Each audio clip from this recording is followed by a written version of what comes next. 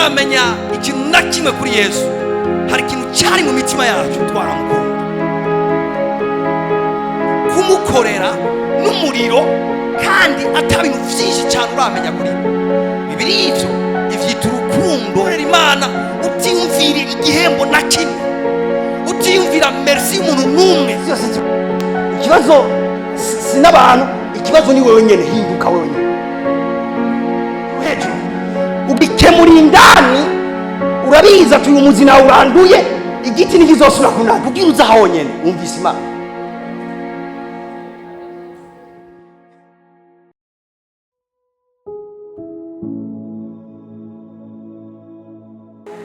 Ku munsi w'Imana hari ikigwa twatanguye nagomba gukomeza. Twagikuye muri Filemoni, tujane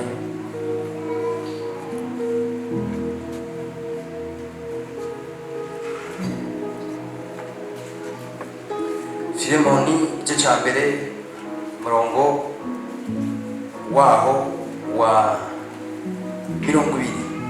Haravuga ngo ego mwene data nkubonemo ikimazi mu mwami wacu, unduhure umutima muri Kristo.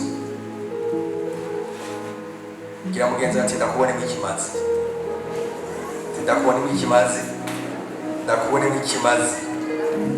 Aha, ajavuga ngo unduhure muri Kristo.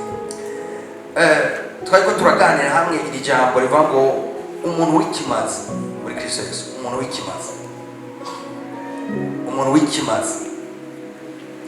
Iyo turiko turi gateme ikwiye kukubera isengesho muri periode, ikwiye kubisengesha usenga igihe cyose. Umvingene muri yaktualiza ubumenyi bushasha rikarakira, ingene uyaktualiza kuri message uri kurakira iyo periode uri kurayakira. Reka umwanya wawe kuyirimbura, we n'umwanya wawe kuyisengerako, usenga Imana kugira ngo usenge iryo jambo uri kurakira. Amen. Nibibe gusa kumva kugira urindire igitero, no. Uburyo umuntu agenda arahinduka, agenda yakira ijambo ry'Imana, hama iryo jambo ry'Imana yakiriye akagenda arisengerako. Uko arisengerako Imana ikagenda ikibariza ubuzima bwiwe kuko gutahura ariko arakira. Ibyo ni mpamvu byumvise mubwira amen. Rero iri jambo nturyumvirize gusa, mugabo nk'ibyo twize ubutashe ufata umwanya ubisengereko, hama ubuzima bwawe uyaktualize kuri iyo information. Hama no musi yo tugomba twige imbere ko tuzosora guhura uri kurabisengerako kugira ngo ubuzima bwawe bwaktualize kuri ubutahura bushasha bukora. Haleluya. Alors no musi nagomba ndabaganiriza ikintu gikomeye cyane kujyanye n'umuntu w'ikimazi. La fois passée ariko ndabereka icarico iyo tuvuze ati umuntu n'uw'ikimazi ico bisigura. Bisigura iki? Nk'ubu uvuze ngo ndashaka kuba umuntu w'ikimazi, cyane biri kubwiye ngo ubu umuntu w'ikimazi bisigura iki? Ariko ndakwereka ko kuba umuntu w'ikimazi ni umuntu icambere azana impinduka, umuntu azana changement, umuntu azana solution ari hose ari kibazo. Tugatsi ndi umuntu azana solution, sindi umuntu akontribuwa mu ngorane. Hari abantu igihe cyose ari kibazo akontribuwa mu ngorane, akontribuwa mu gushikira ibibazo. Mugabo hari n'abandi bantu igihe cyose hari kibazo arataryamye yiyumvira inyishu. Umuntu w'ikimazi. Ivyo rero hashobora kuba ikibazo mu muryango wawe. Umuntu w'ikimazi muri uwo muryango ni umuntu apana ariko arondera uw'ikibazo cyavuyemo. Si umuntu ariko arakomeza icyo kibazo, ni umuntu ariko arasenga Imana, ariko ariyumvira, ariko arakora kugira atore solution y'icyo kibazo, atore inyishu y'icyo kibazo. Uwo muntu muri uwo muryango bitebuke bazote babarumarike ko ari umuntu w'ikimazi. Bashobora kutabibona ubwo nyene, bashobora gufata igihe, ubwo bazote babarumarike yuko ni umuntu w'ikimazi muri uwo muryango. Umuntu ashobora kuba w'ikimazi mu ishengero rya Kristo, mu bwami bw'Imana. Igihe cyose hari ibintu kanaka byo gukora, cyangwa igihe cyose hari ibintu ubwami bukeneye, hari ikintu ari umuhamagaro kanaka imana ikiraduhamagara n'umuntu ari ngaho ariko ariyumvira nukora iki kugira abera bagubwe neza, nukora iki kugira ubwami bw'Imana bwavanse, nukora iki kugira ngo nzane impinduka ahantu usanzwe ndi. Nkiraho nyene ariko ndabereka kugira ushobore kuzana solution ifo kumenya ikibazo cyawe. Mu miryango wanyu ntushobora kuba umuntu w'ikimazi uzana impinduka utazi ibibazo bihari. Kumbura utazi ibibazo soko wawe yabayemo, utazi ibibazo papa wawe yabayemo, utazi ibibazo muri muno munsi. Kubimenya niyo ntango yo kuzana inyishu ishoboka nziza. Mu bwami bw'Imana reka mvuge precisement mu ishengero ushobora kuzana impinduka, dushobora gukora umuntu w'ikimazi mu ishengero utari umuntu azizi mbega muri kino gihe Imana ikiduhamagarira iki nko muri ino minsi Imana ikiduhamagarira kuzana abantu kuri Kristo Yesu. Alors umuntu w'ikimazi ni umuntu amenya mbega muri kino gihe mwemereka mvuga iki ku ishengero, eske no participa muri ibyo mwemereka aravuga nojamo nanje nkajana niyo move ya mwemeye nka participa muri icyo gikorwa. Nyemwe yaduhamagariye gusenga, umuntu w'ikimazi mu bwami bw'Imana ni umuntu amenya icyo mwemereka aravuga muri icyo gihe hama agahaguruka agasenga. Umuntu w'ikimazi ni umuntu amenya amabezo asanzwe y'ishengero hama agamenya ati mbega bivanye n'umuhezagira Imana yampaye naho ugeze niki nobera ikimazi mu bwami bw'Imana, niki nokora ku bwami bw'Imana bivanye naho ugeze, bivanye n'umugisha, bivanye na abilite Imana ashize mu maboko yawe. Umuntu wese ku rugezo rwiwe ashobora kubera ikimazi ubwami bw'Imana kandi ashobora kubera ikimazi umuryango we. Icya gatatu ariko navuga ushobora kubera ikimazi kibano societe iki gihugu ahantu tubaye ushobora kubera ikimazi rwose. Ati pasa ndi muto cyane mu byerekeye uburongozi nta n'ikintu usigura, nta ni poste n'imwe mfise ku buryo nari muri position gushobora guhindura icyo ari cyo cyose. Nyumviriza wa Imana biroroshe karebo sharamani nagize kumva gakora k'umuntu umwe, reka ndeke kubera ko cyacana ko mugana ngo ndabwire ko contribution yawe kwingana kose irafise ikimazi. Ushobora kudatorera ibibazo byose igihugu gifise, ushobora gutorera ikibazo inzu yawe ifise urakontribuye. Ushobora kudatorera ibibazo bya quartier yose, ushobora gutorera inyishu ikibazo cy'umubanyi uri kuri contribute. Praise God. Ushobora kudatorera inyishu ibibazo byose mu gihugu nga ishure wigako ugatora inyishu wawe ukazana solution kawe. Alors umuntu w'ikimazi mu byumve neza si umuntu gusa abona ibintu akirenganira, n'umuntu araseka kandi babimana. Ndabibutse ko Imana twiteze ko kuba abantu w'ikimazi muri ino si. Ntabwo wiyumvira ngo hari abantu benshi Imana ifise ukoresha ibintu binini. Abana b'Imana hano mu isi niba Imana yiteze ko bazana impinduka aho basanzwe babaye, niba Imana yiteze ko bazana impinduka mu miryango iwabo, si byose na byiza yuko urakoze ubaye umuntu w'ikimazi cyane. Abantu babona ibintu bikenewe praise God. Umuntu azani burya Imana yiteze yuko muri ino si ishengero ryayo ariryo rizana changement hose bisanzwe. Ushobora kudatorera inyinshi ibibazo bikomeye by'igihugu mukajya kwirigana ukabwira ubutumwa bwiza abantu batatu bishwe n'urumogi n'ibiyayuramutwe, abantu batatu bagahinduka, uzana impinduka ikomeye cyane mu gihugu. Kandi izo mpinduka perezida ashobora kutazokwigira gushimira, umutware akurongoye ashobora kutazokwigira anabibona, mugabo musi umwe bazokwisanga bahora biga muri iyo quartier barakijijwe, abantu bose baryame basinzire, mugabo ari umuntu yabikoze, harimo nazanye impinduka wawe. Haleluya, haleluya. Ko Imana izoguma ikwagura, ko Imana izoguma ikwagurira imbibe, ko Imana izoguma iguhezagira, niko uzoguma uzana impinduka ikomeye cyane. Aho ugeze ahanye n'uri no munsi tamburira aho nyene gira ikintu ukoze kuri urwo rugezo nyene uriko. Uno munsi naciye ntera imbere kumbure kugira ngo tutari kumwe tujane, naciye n'imbere ntabwo kwerekana ko umuntu w'ikimazi ni umuntu w'icitegererezo, umuntu umuntu w'icyitegererezo. Ibyo nibyo Pawulo yabwiye Filemoni, yabibwiye Timoteyo, yabibwiye na Tito. Harabwira ngo mube abantu b'icyitegererezo, kandi yabwiye ngo ubigwanire, ubirondere ku icyitegererezo. Kuba icyitegererezo barabirondera. Haleluya. Kandi yabwiye Imana urashobora kudesida tugiye guhura n'abantu batanu, muganda agomba kuba reference muri abantu batanu tuvuga. Urashobora kuba tugiye guhura n'aba bantu, muganda agomba kuba icyitegererezo muri aba bantu. Kuko bavuze ati umukristo murakijijwe n'uyu, baca bamutanga nk'akarorero. Bavuze ati umuntu umwizigirwa, baca bamutanga nk'akarorero. Bavuze ati umuntu ari integre, baca bamutanga nk'akarorero. Ifuku visa iki kintu ndiko ndavuga kuba icyitegererezo. Pawulo yabwiye Timoteyo ngo mu ngeso zawe, mu kwizera kwawe, mu rukundo no mu mutima utanduye. Praise God. No mu mutima utanduye ati uba icyitegererezo muri byose. Amubwira ngo ntajye ukugayira ubusore, ariko muri byose ube icyitegererezo abizera. Nakubwira ko Pawulo igihe yandika Timoteyo akiri umusore. Nyandi majambo ku muntu akuze birashoboka, yabibwiye Tito akuze, mugabo abibwira Timoteyo umusore. Byumvikana ngo birashoboka ku muntu akuze, birashoboka ku muntu akiri muto ko aba icyitegererezo. Ibi ni ingingo umuntu afata mu buzima ariho. Haleluya. Ibi ni ingingo umuntu afata, arabidesida, arahitamo kuvuga ati ubuzima bw'ikivunga, ubuzima bwo muri masi ya bwase, ngo mmitemo kwidemarka mu buzima, ngo mbemo umuntu bafatira k'akarorero. Haleluya.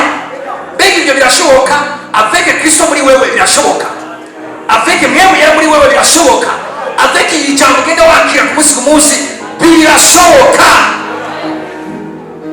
Birashoboka kuba icyitegererezo muri byose. Ushobora kuvuga ati ndamaze gukorera kuri iki, ndi icyitegererezo muri iki, ndi icyitegererezo muri iki. Mugabo ifuku n'avansa ubuzima bw'isi bugizwe n'impinduka. Uko ugenda ubona aho ukwiye kwa gutera intambuko, hakorere gutera intambuko. Uno munsi ndaza kugufasha ku kindi kintu. Ndaryohewe ko waje. Barima umuntu w'ikimazi pwe yanje y'uno munsi. Umuntu w'ikimazi n'umuntu yitimo kubaho ubuzima bunezereza Imana. Murashobora kuba umuntu w'ikimazi, umuntu yitamo kuba ubuzima bunezereza Imana hano muri Yesu. Nabwira umuntu azokora ibintu bikomeye cyane muri Yesu. Umuntu Imana izokwizigira igatereka ibintu bikomeye mu maboko ye. Reka ndababwira abantu Imana hariyo amapiyeti atangaje Imana igifishe itaraha abantu bawe. Hari ubwenge busize ubwenge bw'abantu bukiri mu kiganza cy'Imana. Hari inkomezi zitangaje zisumba na zimwe za Samusoni zikiri kumwe n'Imana. Imana yonga abantu babizigirwa, bayikunda, bayinezereza. Ibyo bintu bitereka mu maboko yabo bagakora ibintu bikomeye cyane. Imana yo gutungisha bimwe bikomeye cyane kugira ibibere ikimazi muri inosi. Imana yo kugura umuryango munini cyane kugira ibibere ikimazi muri inosi. Mugabo urazi igihe cyonyine gusa Imana ikeneye ikintu ngomba nabigisha uno munsi. Reka tujyane hariya hanye mu Itanguriro 6:8. Somera mu Itanguriro 6:8. Duhere ngaho.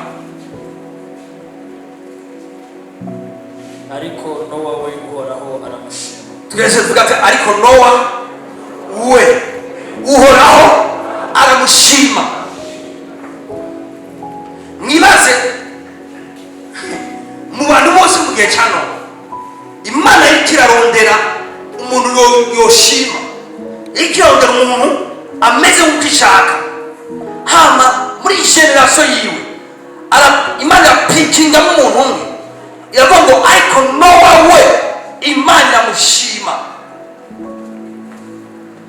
Ucamuba ko Imana ashobora kwanariza umuntu, kabwizwa bwiwe ku mafaranga, kabwizwa bwiwe ku ijambo avuze, kabwizwa bwiwe ku ngeso ziwe.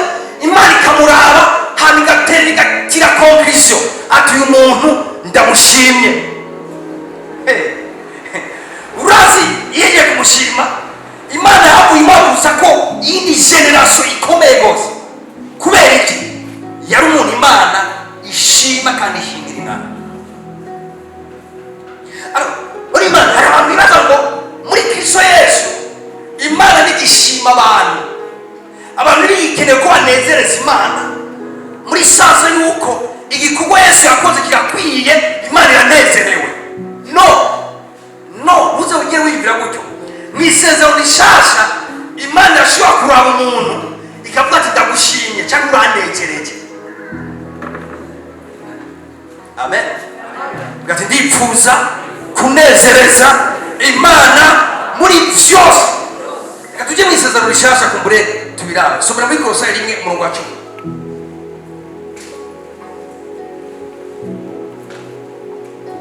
Gende mumurikira muri amaverse. Turi abantu bafite wandika.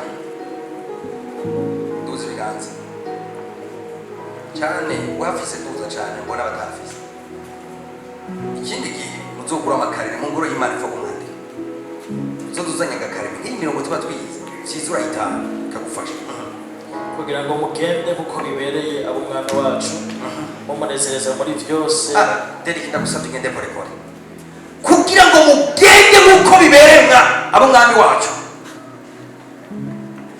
mumunezereza muri byose. Mumunezereza muri byose. Uni nde yanditse barima. Igitabo cy'Abikorosai cyanditswe na Paulo. Iri ni isezerano rishasha. Avuga ngo kugira ngo mugende kuko bibereye. Nandi majambo hari uko bibereye abari mu Mwami wacu. Abari mu Mwami wacu hari ukuntu bibereye ko babaho.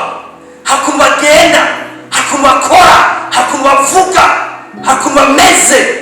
Paulo yandika ariko avuga ngo mugende kuko bibereye abo mu Mwami wacu. Mwantrepreneur kuko bibereye abo mu Mwami wacu. Murongore kuko bibereye abo mu Mwami wacu.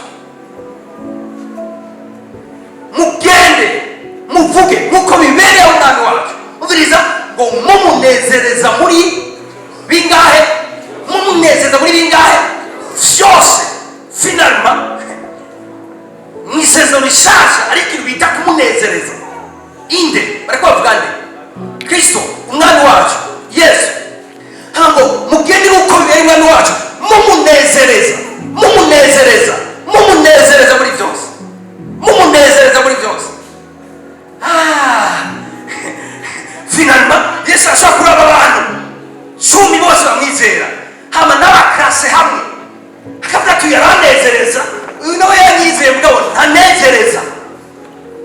Mukavuga ngo mugende nk'uko bibereye abera mumunezereza muri byose. Ndasenga ngo hano hantu Imana yagutse abantu bagira inyota yo kumunezereza muri byose. Iwe ibaze muri byose ingene utereka abana bawe ashaka kwiraba kavuga ati ibyo biranejereje. Ingene udiskita n'abakiriya ashaka kuraba akavuga ati ibyo biranejereje. Ingene umuzane wawe upanga uratanga umuceri ashaka kwiraba gutya kavuga ati biranejereje.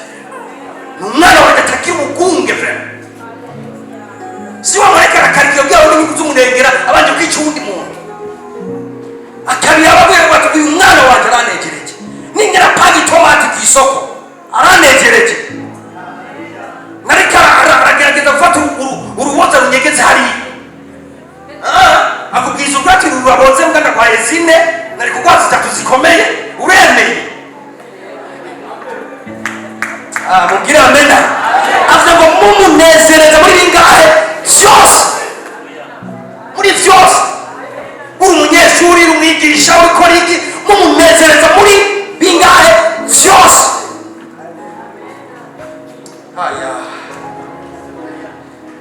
Soma umurongo ukurikira. Mwami imbuto mu bikorwa byiza. Mwami imbuto mu bikorwa byiza byose. Mugwiza no kumenya Imana. Ngo bigwizwa no kumenya inde? Imana. Mwami imbuto mu bikorwa byiza byose. Kandi babwiye muri kino gisagara agiye guhaguruka indi generation. Nabwiye ukuri agiye guhaguruka indi generation ishakishije ukwera igenda no kuba Imana. Nagomba gutumiye muri iyo generation akibona kuko ni generation yanyu. Umwana wacu agiye kugaruka agiye gukoresha abo bantu mu buryo budasanzwe. Agiye kubatereka amafinanse menshi mu maboko. Agiye kubakoresha ibitangaza bikomeye.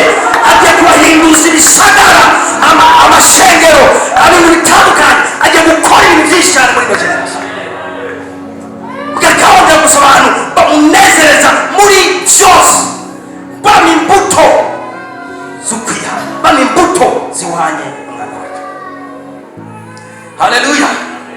ugati ndamunezereza muri byose, ndamunezereza muri byose. Urasenga, uririmba, utanga, ukorera Imana, mumunezereza muri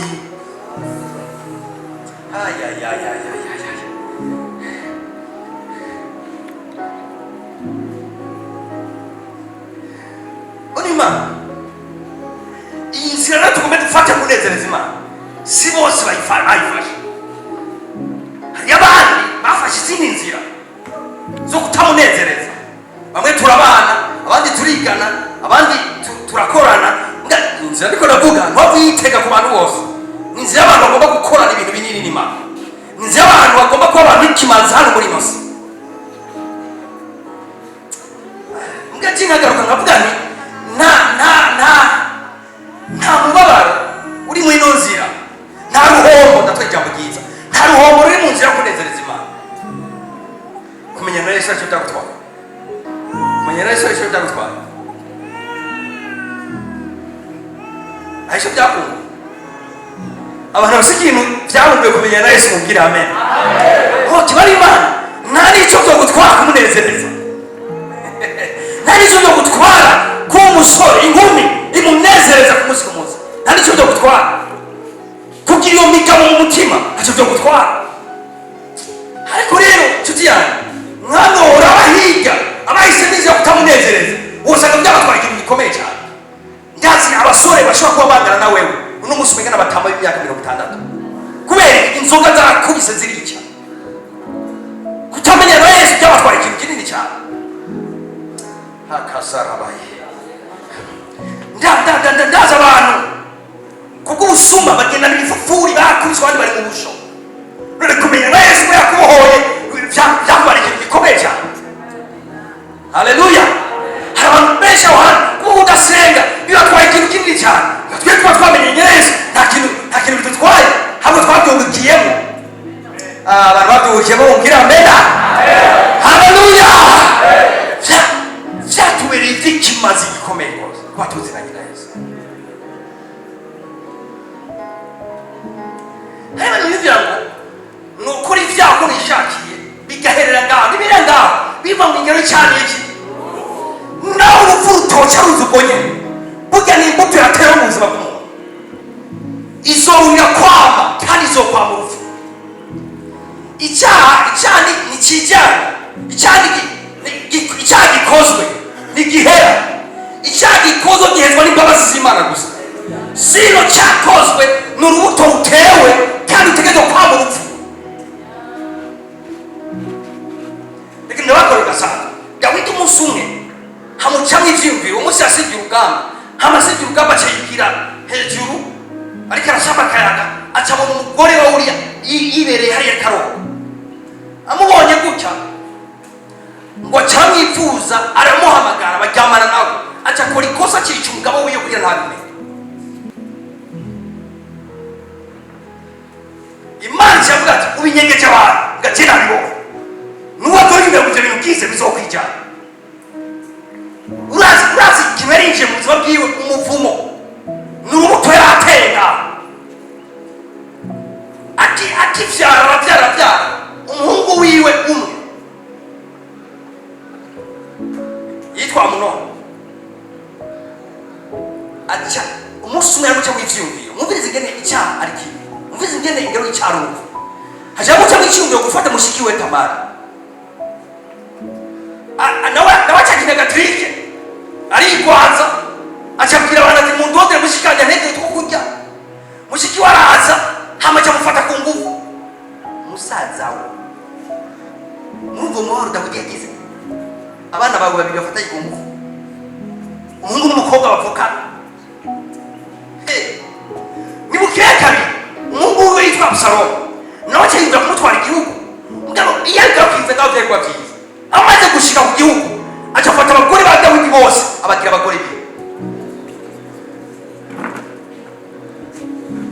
Mubigene icyaha bana kugoroka no kuba Imana ni imbuto nziza iri kurabira no mu bana bawe bakazoza.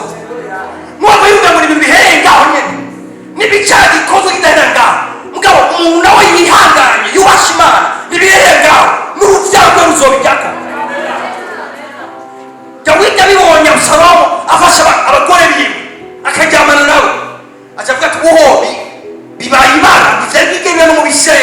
acahunga aja mu misozi ya kure kubera iki umunsi umwe yaruguruye umupfumu w'umuryango wiwe hejuru afata umuntu atwara umugore wiwe amaze afatana n'amwica amakosa abiri n'ivyari bwahere Salomo umuhungu wiwe afatwa n'icyaka cy'abagore ku buryo arunga abagore 1,000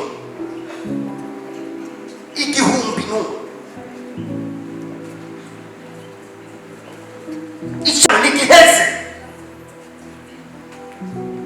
umuntu icyo ni kanababwira umuntu ahisemo kubaho uko ariko kose maze yumvira ngo yo contribute ikintu kinini mu bwami bw'Imana umuntu ashobora kuba umuntu w'ikimazi ni umuntu ahisemo gupfa ku ngeso ziwe za kera ni umuntu ahisemo guca imbere y'Imana akavuga Imana mpohora n'ibyo sinovyishoboza mugabo nca imbere yawe mpohora kandi icyo nkundira Imana rero asakarabaya ega ni umunezero wayo kukubabarira no kukubohora kuri ibyo bintu ni umunezero wayo kukugura icyo ishaka ugikeneye ntabwo gusa kuvuga ati ok ndarizinutswe ndaje imbere yawe girira neza